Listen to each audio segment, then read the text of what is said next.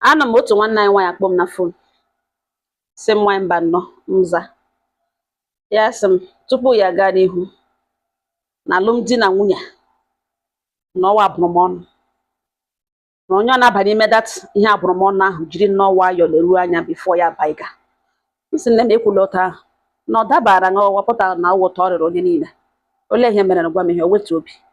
ya sị m na ya alụọla di na ya na di ebikwe n'obi ọma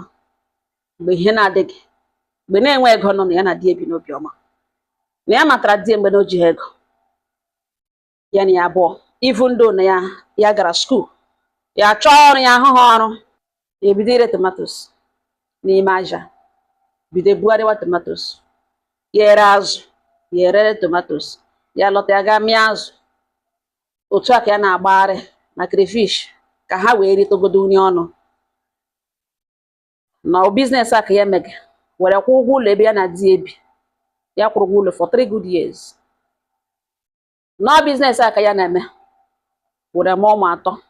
ụmụ nwoke abụọ otu nwaanyị ya gwa die na ka ha mụcha na enwe onye ma echi na ihe shiri ike DS nsogbu anọ na ole ọ mụtakwara na ọ dị mma na ibu a niile ma onye riri nri n'ụlọ ma ịkwụrụ ụmụanya ma uru ilepụta onwe ya n'ụlọ bụ ihe niile na ọya na ọ gbagakwa mbọ otu gị ọrụ everyday ya pụọ na ọ na-etu ọrụ onwe nke na anya complain ka enwe onye ma ata ha shiri na otu ha na-eshi nri ọ ya ka ya nọ one day enyi nwoke di ya emeghị introduce to one supply nwe business ha mere ego eshi ebe ahụ supụrụ o ruo mgbe ego ahụ batara ego ahụ bata otu o si bata di ya sị na ya ga-asa fon ego a kọrọ enyi ya nwoke story n'ihi na ọ dị ya ma anya that business ya gwa di ya na ọ nwakwala ya nwa na ọ bitere ya dị otu ahụ na a na-ejikwa ya egbu mmadụ na ọma nke ruru enyi ya nwoke ahụ na ya nye enyi ya nwoke so that opportunity ọzọ pụta na ọ ga-ewetakwere ya. Di ya gwa sị na ọ na-akọrọ onwe ya na ọkọga ihe ka ọkọkọ ọkọcha ya ede nwere onwe di ya shizi n'azụ na aga emezi that business without this enyi ya nwoke without enyi ya nwoke na o mere ya introduce ya nakwa abara ya nakwa agwa ya na ihe o mega adịghị mma na ihe adịghị mma na ya like ihe ụdị imegide mmadụ dị ụta na ya mmadụ ịta mkpara aka nye gị nri ọ dịghị mma n'ebe ihe ahụ steady something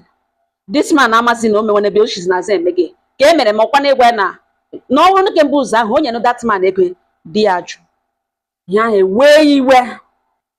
di ya gwa ya na ọ ga-aghọta na nwoke na-enweghị mind a na-survive ya na-enye ha nsogbu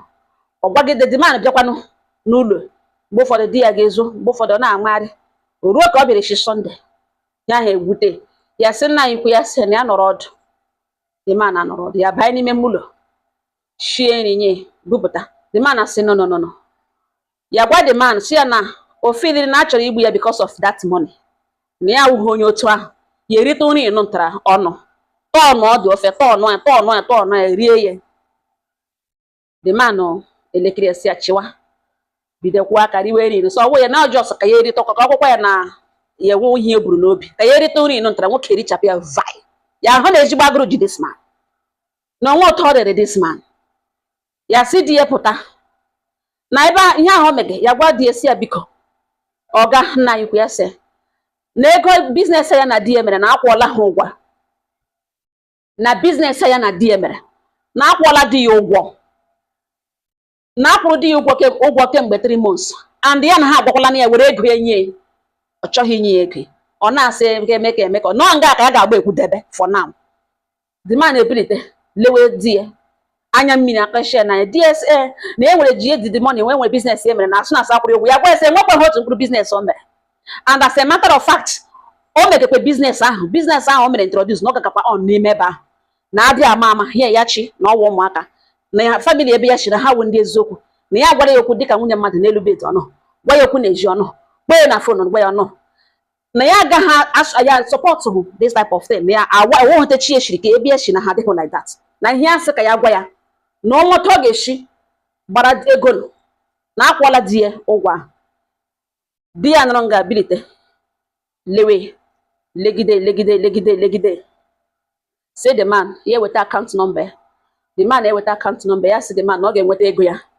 tomorrow the man asị okay lawa o ruo kwanụ tomorrow ozugbo wetara aka 12:30 the man awụrụ bịa n'ụlọ Bide imagine nwoke ikele wit anya mmiri si ya madam ya se na ya amaghị ihe mere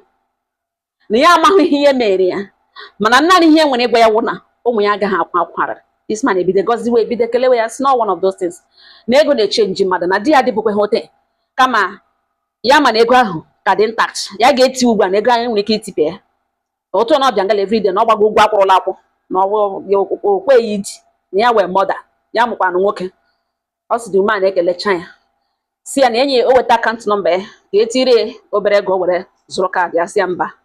na ke di ya na-enye ka ha na-eji n'ụlọ na o zuru na di ya ka ọ so keta ego na dị biznes na o were ego a ga-emere ihe dị ya mkpa. The man na-ekelecha ya lawa ọ ya ka ọ lawara na ọ that day ka ime ụlọ ya change completely. Di ya na-erutekwa ya nso, di ya tọpụrụ ya ọnụ for straight 5 months o nweghị ọnụ n'ime ụlọ ori nri ya shiri ihe a na-aga ọ na-emecha rịọ ya text message di ya na di ya ga-eweta fon ga-emepe fon ya na text messages apology ya rịọga di ya na ọ wụrụ 200 na ọ dị small na everyday ka ya na-arịọ ọ lọta o ruo one day ya gara ga ego ya aka ntị ọ gbara ntị soro ya wuruwuru ọ gwa ya na ihe ọ bụla ọ na-ekwu na ya na-anụ ya na nke ya chọrọ ịsa ya na ya ga-asa ya na ọ mekwele mistake next time ruo ya nso metụ ya ka ma ofe gụrụ ya gụrụ na ọkwa na-anụ na ya etritiri ya like a stranger na ya ga-etriti ya like a stranger ya sị na ele ụdị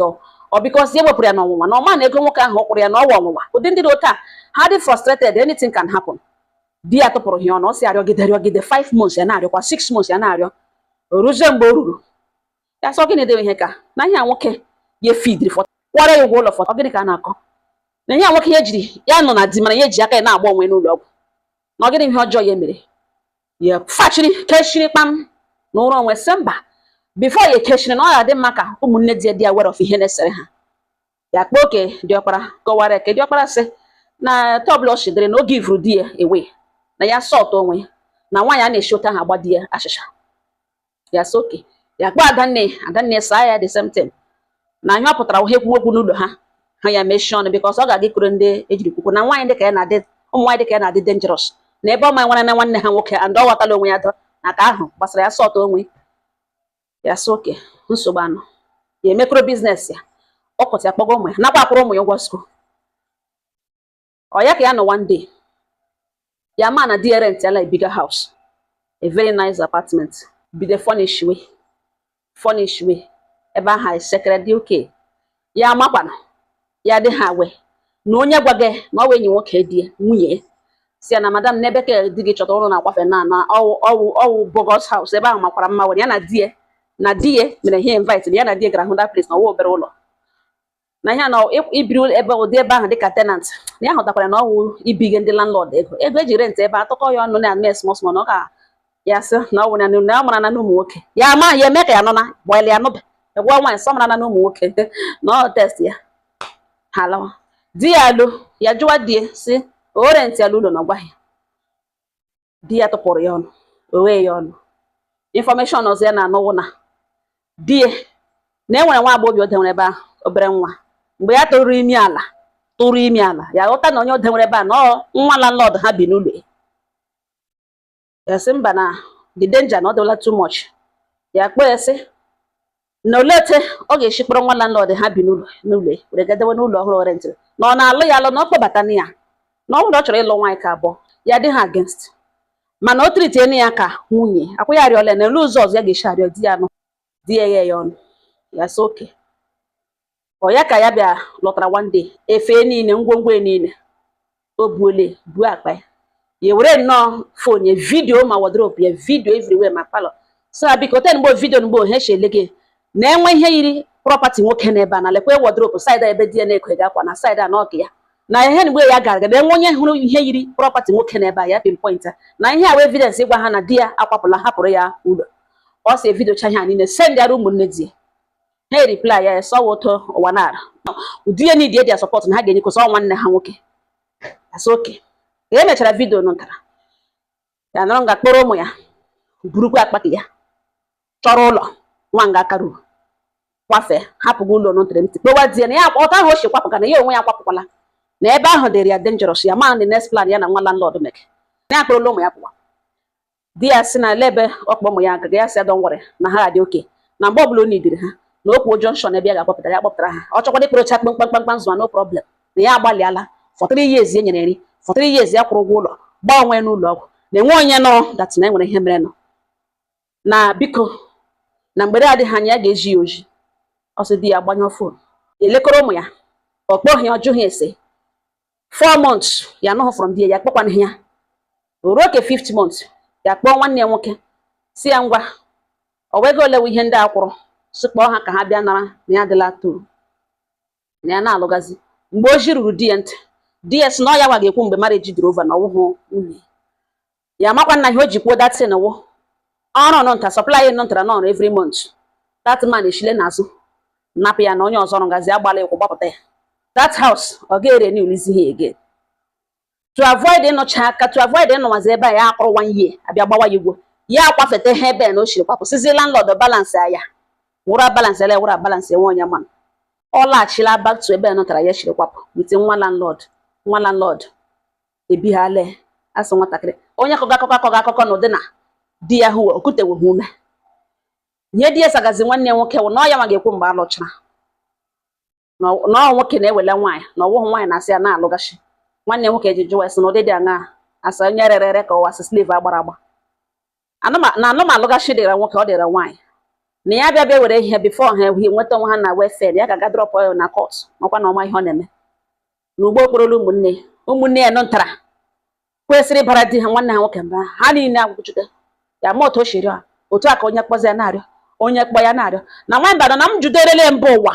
akwasị nwaanyị sọpọt wa di m nwaanyị nwee ndidi na ọ ya enwetabeghị enough na m juderele mba ụwa na ekwesịrị ịlaghachi back to this type of man na m judela ajụjụ a na m juderele mba ụwa na ekwesịrị ịlaghachi back to this man ụmụnne m na ahụ n'otu ụwa na-adị ọ gịnị ka ọ ga-ewe nwoke na ịkwụ nwoke ibe ya wetere dị ọrụ wetere dị connection ma recommendation ọ gịnị ka ọ ga-ewe ya inye this man nke ya nkwụ na-atate aka ngwọ na-agbavu gbacha otu mgbe this man ama ihe nwunye mere ị gaghị ewere ndụ ọjọọ because of na gị na mmadụ lụgadi na nwunye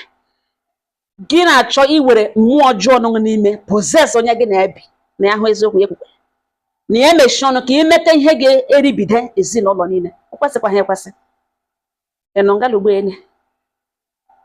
ele onye ahụ ị chọrọ ibitere mere na ihe kekwa ya were enyi gị onye ọbụla sọrọ ya wụrụ kedu nwere ike ọ ga-eme n'ụdị n'ugbu a na mana kama anaghị ehi ụra unu echefukwala ọsọ m ji ọnụ na nwanne ya nwoke nọzọ ndị mata na ọ nwanne nwoke bụ ya n'isi na nwanne ya nwaanyị bịaghachi back to him na-edenwe aka na ugbu jie ya ha ya kpọọ ya sị ya na ọ nwanne nwoke na ya gwakwana nwanne ya ka ewetu obi ya sị ọ weta ya na-akpa ụmụnne ka ihe akpe ha sị na ha sọpọtụ gị na ihe ọbụla o kpebiri na ya sọtụ onwe na ha sọtụ onwe ha na onye ọ na-ekwu ekwe na o toro mmadụ abụọ mata na ọ dị ọkọrọ ya wụzi nna ha na kemgbe ya na-ejibiri na marriage na ọmahụta ya shibiri na ọ ya mere ya kọrọ eshinishi kọrọ nwanne nwoke ihe mere otu esi sọpọtụ ya ruzie mgbe ego batara ya aka bikos ya kwụsịrị ya from ime ihe na-ekwesị ekwesị ọ gbadere ya azụ were eze ego ya gaga kwụzi ụlọ n'obi ezi ya ga-enweghara ya ụkwụ ya ga-abatali ebe a deserve such beautiful house mana ebe ha bi ya kwụrụ ụgwọ for 3 good years bikos achọọla bikos tap ya agbagawo ụmụnne m na ha ọtọ ụwa na-adị ihe m na-eji m nọ mbịa nga agbotoro ya ọnọwụ ka ụnụ were ihe mere onye ọzọ mụrụ akọ na nwaanyị mba nọ na m juderele ya mba ụwa na e kwesịrị ịgaghachi back to this type of man ka ọ nga ọha m n'ọnụ udo dịrị ọnụ